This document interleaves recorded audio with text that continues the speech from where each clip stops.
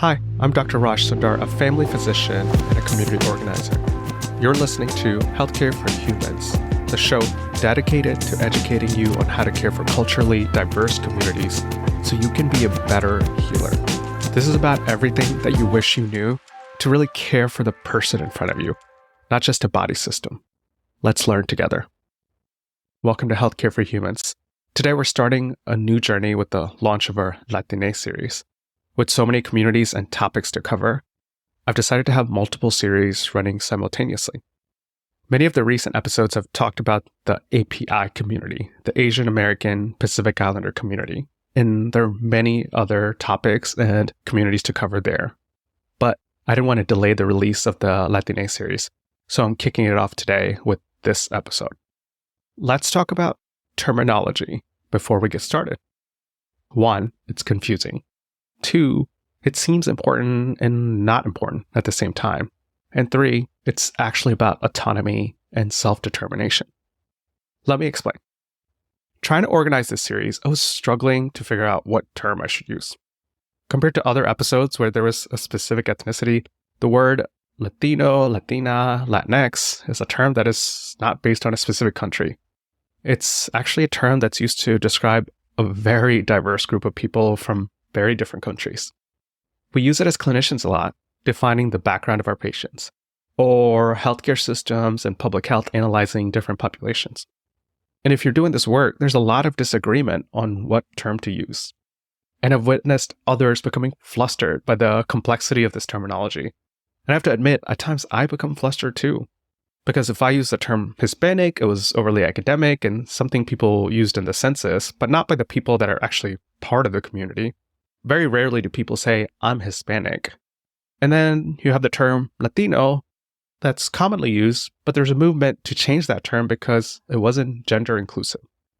Then there's Latinx, which is a gender inclusive term, but there's a new variation on it, Latine, which has an easier pronunciation. It aligns better with the cultural roots of Latin America and is more inclusive of non-binary individuals. But if I used Latinx or Latine with the older generation of Latinos, they actively push back against it. I don't know what that means, but I'm not that. I'm not part of that community. There's a lot to talk about here. On one hand, language is not important. Like, who cares what term we use? We're hoping to describe a group of individuals that are the same. These group of individuals are a diverse group of individuals who are at some point colonized by Europeans, specifically Spain, often speak Spanish, with some similarities in cultures and values, with roots in Latin America and the Caribbean. Yeah, that group. And what are you going to do if you don't have a term for that? In that way, language is important. But it's also important because it shapes how people understand and express their identity, culture, and shared experiences. People like us. When you say people like us, who is the us? The us that we can advocate for and allocate resources for with government policies. The us that shares some semblance of history and values, however diverse. The us where we find a sense of belonging and connection. Language is also important in those ways. And this language we use to describe a community is not fixed. It can evolve over time as people's understanding and experiences change. New terms and concepts may be articulated to reflect the true diversity and complexity of a community, while old terms become outdated, inappropriate, and frankly, racist. You'll hear the term wetback today. And yeah, that was commonly used and accepted in certain circles. But the most important point with this discussion about language and terminology is actually about how it comes to be and is developed. The term needs to be created or defined by the group of people who are being, quote unquote, named. Me or you trying to name this other group is not right. It's actually about people experiencing or being part of this group, naming the group for themselves. It's about self-determination, having the capacity and right to be a community of your own definition, and autonomy, feeling like you have the control and power to do that yourselves. It comes back to defining the us in a way where you can find a sense of belonging and connection. The choice is sometimes personal. And after all this, I know I didn't get you closer to know what term to use, For this series, I'll be using the term Latine, but today, let's take the first step of understanding this a little bit better to be part of the dialogue. So for our first episode, we're going to start here on terminology and language.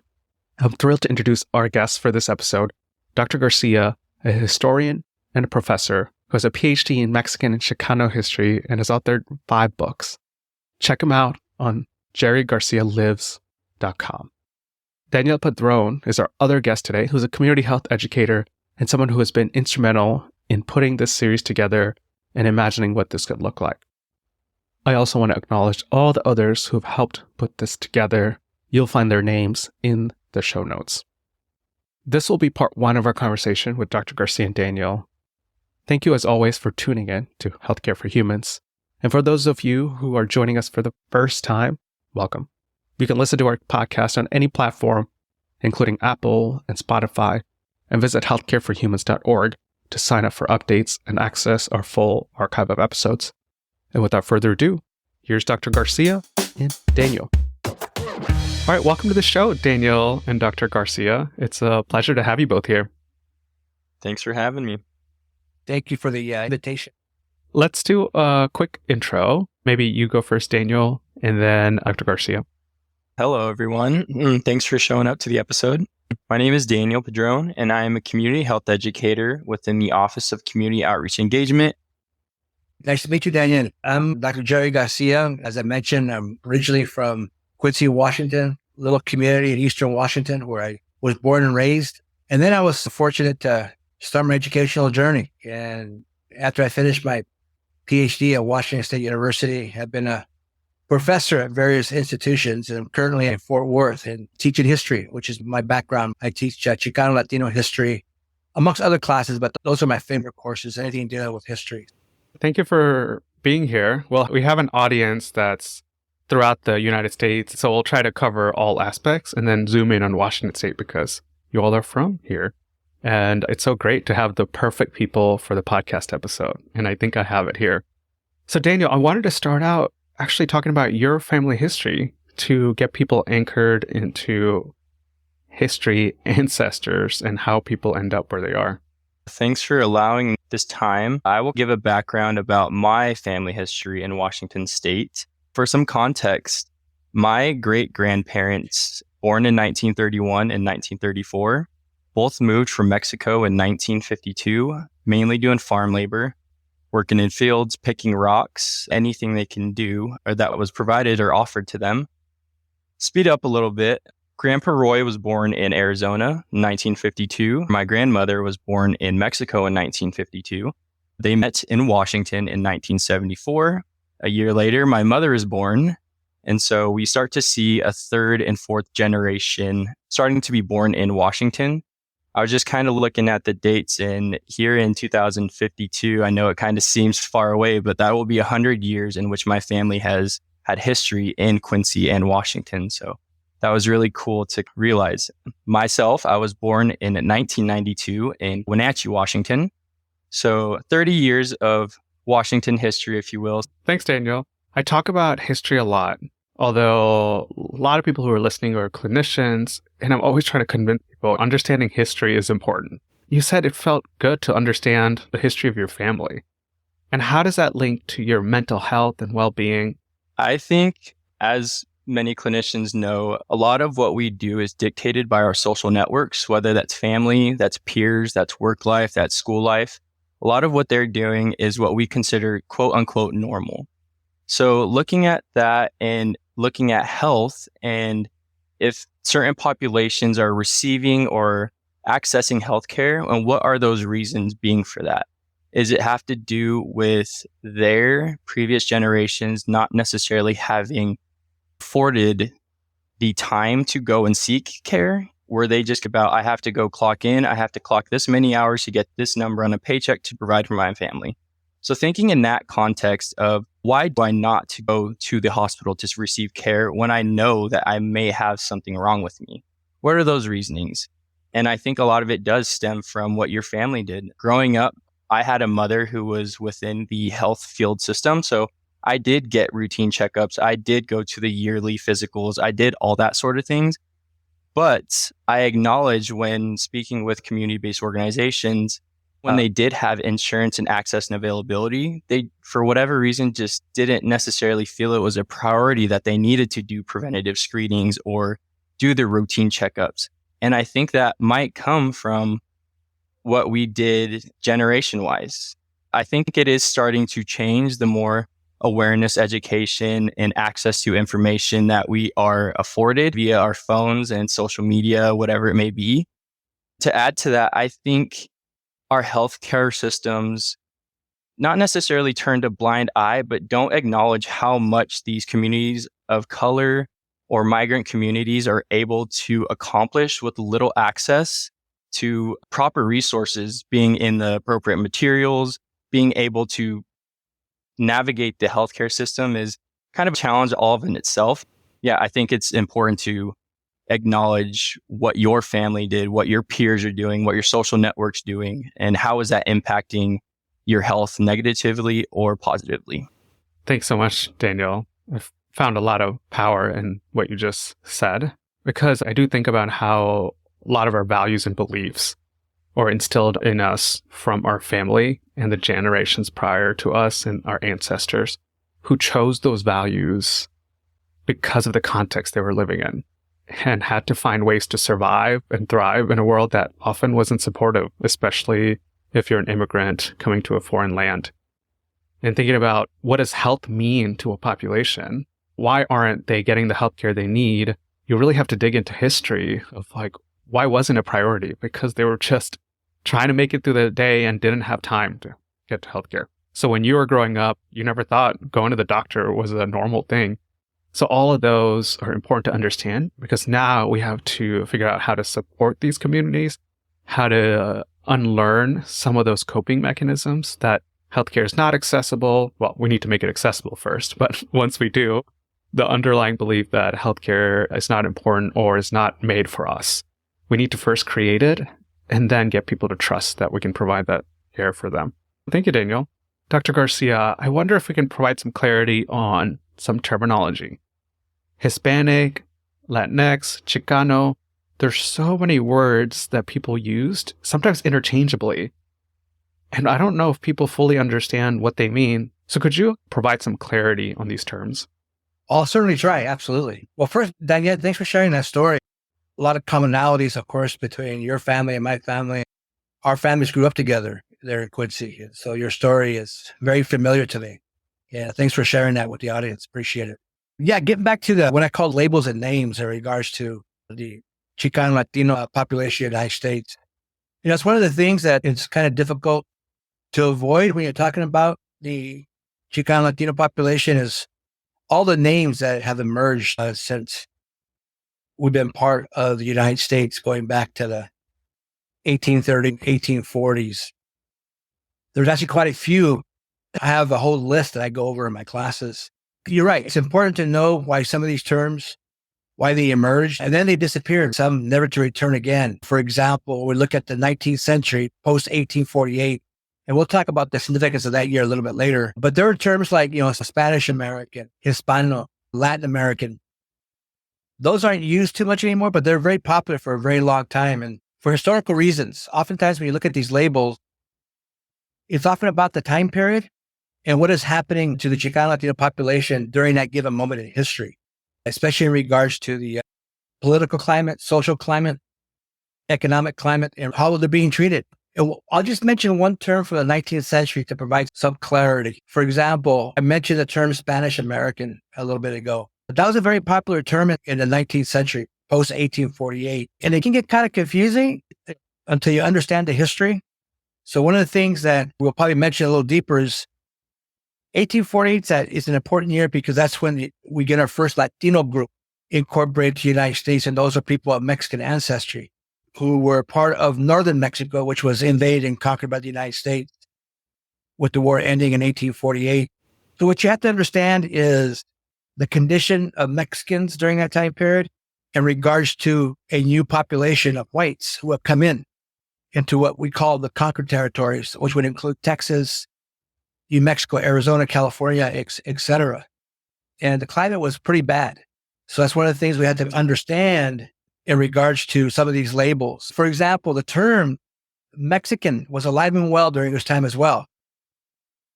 But it fell out of favor, believe it or not, for a good 50 or 60, 70 years, because the term Mexican, as we moved through the end of the 19th century, is becoming racialized. It's becoming a quote unquote, a dirty word that people don't want to be associated with it. But it's also about this. So when you understand what it means to be Mexican, it also means that you're part indigenous. And people knew this back in the 19th century. In fact, one of the things that I think Roger's going to talk about a little bit are some indigenous civilizations from antiquity. And one of the things that I always talk to my students about, when I look at myself in the mirror, what I see is an indigenous person. It's just that my indigenous identity has been erased by Christianity, by the Catholic Church, who came in and erased a lot of the indigenous history. For example, as I mentioned, there's no doubt I have indigenous blood running through me, but I had no idea, unless I did a really deep dive into genealogy, what indigenous tribe I belong to. And that's primarily because of the Catholic Church erasure of that history and the long delay of the colonial period, which lasted 300 years. I brought that in for this reason. When we end up understanding the term Mexican in the 19th century, there's going to be a part of that population that's going to move away from that term because they don't want to be identified as an indigenous person. And the reason for it is because when you look at the indigenous population in Mexico and the United States, it doesn't matter what country you belong to, indigenous people were treated horribly. And so nobody wanted to be identified as an indigenous person. So nobody wanted to be identified as a Mexican because that meant that you were indigenous. They moved away from that term and they began to adopt terms like Spanish American because that highlighted their whiteness, their Europeanness, and not their Indianness. So it didn't matter that to white people, these people didn't look white. They look indigenous. That didn't matter to them. They just wanted to move away from the term Mexican. So then when I tell people in my classes, there's often rationalizations why people pick particular terms. So on the one hand, some elite Mexicans are choosing Spanish American over Mexican because they're trying to avoid the intense racism that's emerging in the late 19th century. But it's also what we call a fantasy heritage, because even to this day, there are people in parts of, especially New Mexico, who believe they're pure Spaniards. And this is how we remove this idea of the pure Spaniard in North America or here in New Mexico or California or Texas, is that when the Spaniards ended up invading, conquering the Americas, including this part that we're talking about right now, Mexico's northern territory, they came as single men. And when they went up to the north, which is now today New Mexico, the men miscegenated with the women, indigenous women. So from day one, mixing began to occur. So the idea that there remain pure Spaniards in that region is an impossibility because of those relationships that occurred during that time period. And I often tell students this, that even before the Spaniards got to the Americas, they were already mixed, because if we understand our history well, we know that the African Moors invaded and conquered Spain for 700 years. And it is very difficult for me to believe in those 700 years, there was no mixing going on between those two populations. So long before they ended up in the Americas, there was already a mixed population in Spain because of that 700 years of Moorish occupation. So that's why there's a rationalization that we can understand, because nobody wants to be treated bad. Nobody wants to feel that intense racism. So they adopt different words, Spanish American. But it's also part of this fantasy heritage that developed over time. So we get a lot of this stuff that's occurring with all these labels. So there's definitely rationalizations and explanations. For example, Raj mentioned the term Hispanic. That is the current one that is probably, out of the many we could talk about, is the most popular one, because that is the current official nomenclature that the U.S. government uses for people of Spanish-speaking ancestry here in the United States. And it's one that was created back in 1973. Now, the word's been around since Spanish has been around forever. But as far as a nomenclature, as far as a term, that was developed in 1973 by the Nixon administration and by a Republican kind of ad hoc committee that was put together during that time period. And what they ended up doing is creating what we call an umbrella rubric. So you got this term, Hispanic. We call it an umbrella rubric because under this term Hispanic, you have literally every 30-something odd people from Latin America under this. So a Hispanic can be from any place in Latin America, Colombiano, Guatemalteco, somebody from Costa Rica, from Cuba. So it's an umbrella rubric. And so much of what I talk about here today in all my classes, I just want the audience to know that it comes from the Chicano Latino perspective, the Chicano Latino studies. That's the area that I've been trained in. And we've been trained is to look at these labels with a critical eye, not only to understand them, but what they meant in regards to the impact on our communities. And so then when we look at this term Hispanic, I think one of the biggest critiques that we got even to date is that it tends to homogenize all people of Hispanic ancestry, right? It makes people believe, especially the mainstream white population, that we're all the same. You can meet a Mexicano or a Cubano or Puerto Riqueño, we're identical. When in fact, we're very different. We have a tremendous amount of diversity in our Latino population. We may have some commonalities, such as Spanish language, but even that's diverse. We all speak it with different accents. We actually have different words depending on where you're located. For example, the Spanish in the Caribbean is influenced by African languages because of the slave trade and Africans that went there. The Spanish spoken in Mexico is influenced by indigenous languages because of the heavy population of indigenous peoples. And that's just the tip of the iceberg of the diversity I'm talking about. Then it's still around. It's the one that most people recognize. As Raj was mentioning earlier, it's the one that we have to check off. And so one of the things then to understand in regards to that is terms like Hispanic, Latino, Latinx, these are not racial categories. They're ethnic labels.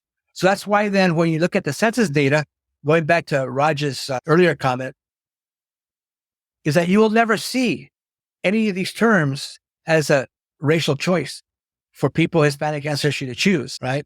And so when we look at the race categories, which are socially constructed, by the way, there is no scientific basis for any of the racial categories that we have. So when you look at the categories, I believe there's white, African-American, Asian American, Native American, and there's, I think, there's a mixed category you can choose. And I'm going to give you my personal experience because as a Chicano Latino, we're asked to choose one of these categories. And I haven't done that research on this, but I get a feeling that a lot of people who are, quote, either Hispanic or Latino, when it comes to picking a racial category, they're going to gravitate towards white. It's my sense. However, I do not. I click off Native American. And of those groups that I just mentioned as far as racial categories, that's the one that I feel most connected to is the indigenous background. As a Chicano Latino, if I was to choose or click off white, then that increases the power of white people in the country because the way the census data is used, it increases the numbers of whites in the country. That's one of the other reasons besides my connection to indigeneity. I click Native American. So these are the kind of things that people need to be aware of, right? When they're filling out boxes, checking out boxes, et cetera, that in the end, when you click on the census data has an impact. You may not think so because you're like an individual and you're thinking, oh, I'm just one person. It's not going to have any impact, but multiply that by millions. Then it's going to have a huge impact because if everybody's picking that one category, then yeah, it does have an impact. And then it has an impact. I'll make it as simple as I can in regards to representation in Congress. How many representatives we're going to have depends on the people in each state in regards to how we use these terms. Identity is complex and labeling is complex, and it has real consequences. Yeah. And I hear that loud and clear. And I'm wondering if you can help me integrate one thing that I read about, because there's this labeling from others. The Nixon administration and the Census Bureau saying Hispanic. Let's use that term to cover all these groups of people. But there was also some written articles, and you can tell me how true this was, about Mexican Americans feeling frustrated there wasn't enough people to obtain resources for job training. So the National Council of La Raza and Unidos lobbied Census Bureau to unite Puerto Ricans and Mexicans to create this term of Hispanic. So you can say, hey, look, actually, there's a lot of Hispanic people here. So we do need to dedicate resources to this group, of this advocacy by the group itself to make a larger group to advocate and have more power. I'm not sure how true that was in the creation of terminology. I've come across something like that as well. And there's probably some validity to it, but at the same time, it sounds like it's more of a rationalization because I think if you look at how resources are allotted, whether you're Puerto Rican, Mexican American, or Cuban, or Chileno, I don't think in the end it's really going to matter resources based on a label. I think that's especially true with the quote unquote Hispanic population, because if you are Puerto Rican or pick your region of Latin America that's here in the United States, I think you still have access to the same kind of resources regardless if you put down Hispanic or Chicano or Puerto Rican. So again, I think it's a rationalization for some folk about why Hispanic has its usefulness. And that's where I would gravitate towards, Raj, is from that perspective. Okay, that makes sense. Go ahead with the Latino Latinx term. Because what I read about that was trying to separate out the Spain from the Hispanic term because Spain colonized everyone. So Latino is supposed to be everybody except Spaniards. Yeah, so these are interesting, confusing. Like, for example, these two terms, Hispanic, Latino, they're almost identical. Because if we go back to the term Hispanic, we know that when we look up that word in a dictionary, it talks about somebody being from Spain. And most people who are from the Americas really don't associate with Spain. They associate with their nation state, pick your Latin American country, etc. Or if we look at the term Latino, it's almost identical as that. But here's the difference. It's very simple, is that Hispanics is a term that we called an imposed label. That has been imposed by an outsider, imposed in this case by the U.S. government. Latino, and again, this is the very simple difference, is that it's a self-identifier, that people chose it for themselves. It wasn't one that was imposed by an outside group or organization or the government, that Chicanos on their own free will choose to call themselves Latinos. Other than that, they're almost identical because when we look at the origin of the term Latino, its root word is Latin. And where's that? It's from Rome, Italy. And there's a long history of how he ended up here in the Americas, but it was through invasion and conquest once again. This time not by the English or the Spanish, but this time by the French, who invaded Mexico for about 5 years in the 19th century. And that was one of the things that was left for us, was this term Latin America by the French who came in. So again, regardless of these two terms, you trace the origins, they take us back to Europe. Okay. And so one's a imposed label, Hispanic, one's a self-identifier, Latino. And that's the biggest difference. There's some other nuances, but in general, they're very similar with the exception of one being imposed and one being a self-identifier. That makes sense a little bit? Yeah. Daniel, I wonder if I could ask you this question, because Dr. Garcia shared his way of identifying himself with this terminology. Now that we have a little more context, like when you think of yourself, like how do you navigate this term for yourselves and communicating with other people? No, yeah. So again, thank you for allowing me time to give my perspective. And it's kind of funny that Dr. Garcia asked how we can answer these questions. So being that there has been talk of wanting to avoid any racism, I think growing up, my mom may have been going through that in 1975. So for whatever reason, a lot of my peers in social groups were white. Sure, if that was her choosing, if I was assimilating or what would happen, but it was always really funny because when we would go to family barbecues, I would always kind of get picked on, being called whitewash. I was kind of the outsider, too brown for the white, too white for the brown, if you will. But it wasn't until growing up, getting through high school, and kind of being removed from Quincy as a whole and being put in kind of a new pond, I started really identifying with my color, and that not only because that is how I felt it, but realistically, that is how the world sees me. Regardless of how I identify, the world is going to see me as a brown male. And I'm proud of that now. I'm proud to hold this high. I'm proud to get those looks of, oh, he's probably not very, very well spoken. And then when they hear me speak, you can see their demeanor change. And it's not a reflection of me, it's a reflection of them. And they have to live with their prejudiceness, if you will. Nowadays, I really do identify with my skin color, whether that's Latino, Hispanic. I identify as brown. And I love that Dr. Garcia gave some context to that umbrella term of Hispanic, because these are things you look at these census, you look at any kind of survey, it always has these demographics broken out. And it's like, well, who determined these demographics? And again, going through public health, you learn that there's social constructs that are used to be divisive. It's really kind of a circle that we're having this conversation, because you would have asked me this in high school, it would have been a totally different answer. I've had some time to reflect and be in the real world, if you will, not sheltered by my hometown, not sheltered by my family, not sheltered by my mother. I got to experience the world for what it is and what the world sees me as. If I didn't answer it, I identify as Latino proudly. Thanks for sharing that. I have no doubt Quincy hasn't changed very much, because kind of a strange place to grow up, because it's a small rural community. You don't get exposed to a lot of different diversity in Quincy. It's a binary community made up of whites and brown people. whites and Latinos. And I always share this story. I didn't meet my first person of color outside my group until I left Quincy, just like Daniel, right? So you're very cocooned. So on the one hand, it's understandable when you listen to Daniel's story about his friendships and his growing up in the small community made up of white people and brown people. And there's no doubt, like it was back in my day, I'm a generation ahead of Daniel. I struggled with the same ideas in regards to identity. I was able to straddle both groups, but it wasn't easy. Again, there's a lot of things that you go through in regards to trying to figure out your identity as a person of color. I imagine all three of us went through that at some point in our lives. I share a little bit of what Daniel shared in regards to his experience growing up in Quincy. When I left, I didn't have a very strong identity of who I was, right? I think what happens to a lot of us is that because we come from this small places like Quincy, and there's a lot of places like Quincy throughout the country, we end up being tracked into one or two places, and that's it. It's not until we break out of our hometowns, those of us who are fortunate to do that, that we end up being exposed to so much other groups and diversity in this country. For me, it was just one Chicano studies class that I took as a freshman in college that changed my whole life. Not only did it solidify my identity, but it also told me what I was going to do in the future, and that is teach Chicano studies. So for me, that's what changed my whole reality, was understanding. I identify as a Chicano, which I haven't even talked about yet, but I'll mention it before we leave today.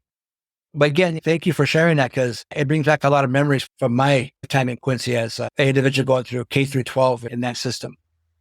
Yeah, I just think about how important it is for our journey and how little sometimes people who are taking care of us understand that. Just finding our identity in this world and how hard it is in the communities that we're part of, when essentially you're trying to do your best and people call you whitewashed, or you're trying to stand up for yourself and be yourself, and you're looked at this some weird other person, and trying to navigate that through the world. I think the last term to cover is Chicano, and you mentioned that a few times. Tell us about that. Sure. Would you like me to cover that first or Latinx? Oh, Latinx and then Chicano. It depends on who is listening to this podcast will determine whether or not you're engaged with this term, whether you heard about it, or whether it's something that's brand new to you. What I have found, the term Latinx is primarily used on university campuses by faculty members and staff. It has less resonance outside of that domain. Now, I'll mention one statistic that I came across is the Pew Research Center, which does a tremendous amount of work in the Latino community, conducted a survey about 3 or 4 years ago on this label, Latinx. And what they found was 93% of the people they surveyed rejected the term, 93%. So it's overwhelming. Now, I've also come across some surveys more recently, and that number has dropped to about 50-something%. But I think it's changing somewhat. But the term itself, right, is relatively new. I mean, its origins can be traced back to roughly about 2004. And it actually originated from the queer community. That's where we can find the first time we see it being used in literature is in the queer community. It kind of makes sense because the argument is this, is that Latino, Latina, from their position of people creating the term Latinx, is not gender neutral. Right? People who study Spanish, who understand Spanish, who are professors of Spanish will argue against that and say that Spanish is already gender neutral. So there is no need for an X to come into play. So those are the two sides of the coin. On the one hand, you got one group saying that the O and A is not gender neutral. And on the other hand, Spanish practitioners say that it is gender neutral.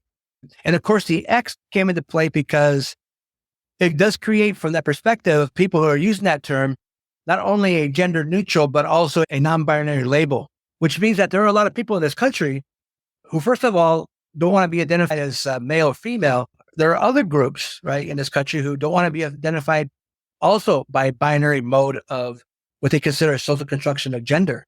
So then you got this new term coming in, Latinx.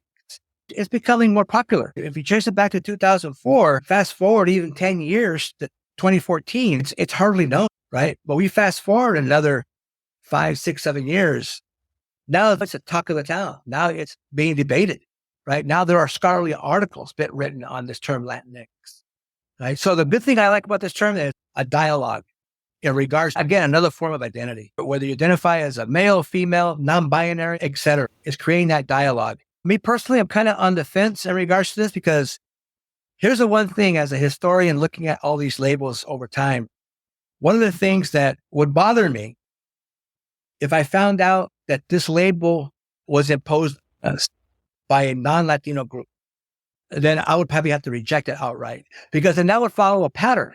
When we look at this country where it's not Latinos creating labels for ourselves, it's whites who are creating labels for us in order to make themselves feel comfortable. I don't know if we'll ever get to the root who actually created the label. So there are 3 labels that we just went over: Hispanic, Latino, and Latinx. There's actually another one that's connected to Latinx called Latine, right? Instead of the X, you have the E with the accent mark on it.